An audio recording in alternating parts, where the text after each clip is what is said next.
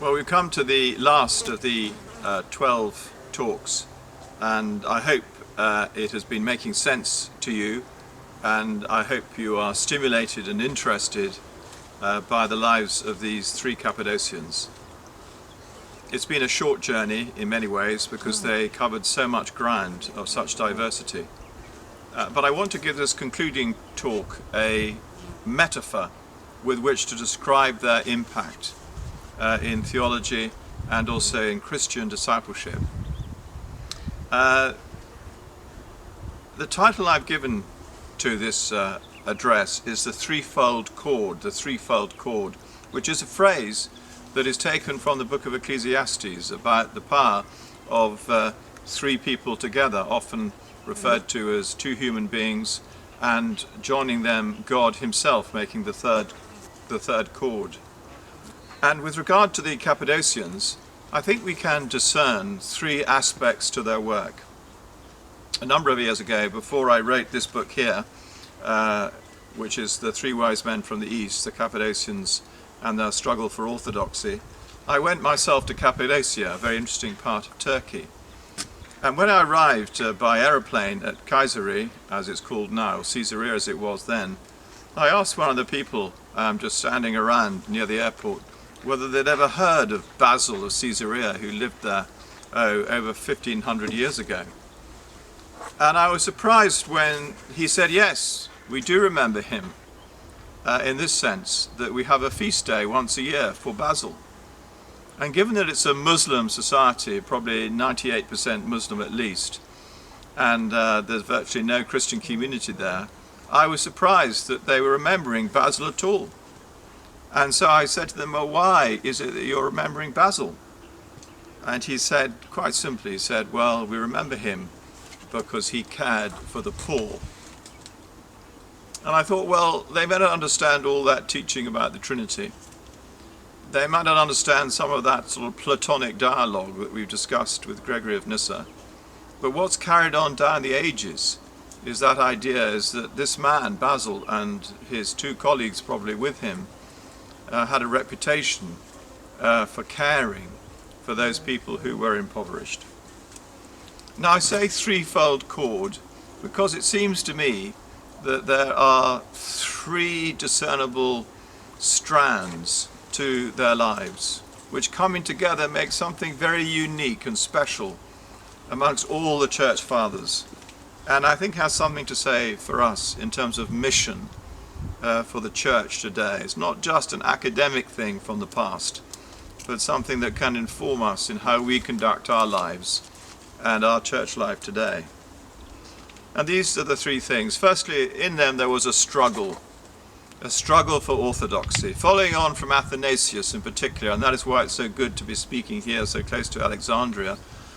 They were wanting to drive home what he himself had pioneered, which was, as the Nicene Creed put it, that the Father, the Son, and the Spirit were of the same substance. They were equally divine. They were co-eternal. They had no beginning. They were there from the beginning to the end as the eternal divinity of the three of them. And they fought for this in word, in letters, in the way they conducted themselves, in bringing together people of a similar like mind. And they sought to show that not only were they of a common being, they shared the same ousia, or substance, but also they were three hypostases. That's to say they had an individual existence, not apart from that substance, but in terms of their energy and activity. And this is what they stood for throughout their lives, each of them writing, preaching, standing firm for this. And it's something we need to remind ourselves of today, the importance of saying that Jesus is not just a great teacher, but is the divine Son of God. The Holy Spirit is needed for us to understand our faith and to communicate that faith to others. We need the whole Trinity in each of us. The second strand is that they stood for social justice, particularly Basil, as we've seen. You know, it was Basil who, when he became bishop after the earthquake and after the famine of, was it 370 or thereabouts, 369, he immediately established this hospice for people who were poor and sick and who did not have anything, or very little indeed, at the Basiliad. It took his name. It was the House of Basil, the Basiliad, there in Caesarea. There he drew together monks, rather like in this lovely place where we're speaking and doing these videos from today. There was a community of people, and that community of people were involved in caring for others there. And so he established not only a place of care, but also a place of discipleship, of monastic life. And he wrote one of the earliest forms of monastic existence, such as say a monastic rule, that can be found anywhere. Just shortly after Antony out here in Egypt he was practicing there in Caesarea, but in a town setting, not in a country setting, serving other people, not so much simply a life of prayer in a community, in a place outside in the desert. So social justice was an important strand, and we saw that in those sermons that Basil preached to the rich and the wealthy and to the power brokers of his own age. Indeed, he was able on one occasion to entertain the emperor himself, Valens, who came to Caesarea, and he was there with him in church, and he addressed the emperor. So he was able to take his message to the highest level, and he never held back in the language he used. He was well known for his bold speaking, and that was particularly clear in his sermon, "I will tear down my barns," which we referred to earlier. So we see the struggle for the orthodoxy of the Trinity. We see men committed to social justice, and we see how Gregory Nazianzus left all his worldly wealth to other people, to the church, and to other relatives, having no immediate family of his own. But the last thing that, as it were, draws them out as something quite special in my mind is their commitment to prayer, their commitment to a progress of the soul, if you like, the progress of us as human beings in our knowledge and our understanding of God. For this, they looked for solitude. Basil went to his place of retreat in Anicia in the estates. Gregory Nyssen, we know, really enjoyed the opportunity of being still and quiet and away. And Nazianzus, the last 10 years of his life, perhaps quite fortuitous for him, he was able to spend in that kind of way as well. But it was more than that, really. It was to do with the progress of the soul into that which was incomprehensible, to journey, to go further, to be drawn on, not to, as it were, stop on the perimeter of the mountain, but to go up the mountain into the darkness, as the life of Moses has it, and to understand God in his incomprehensibility there.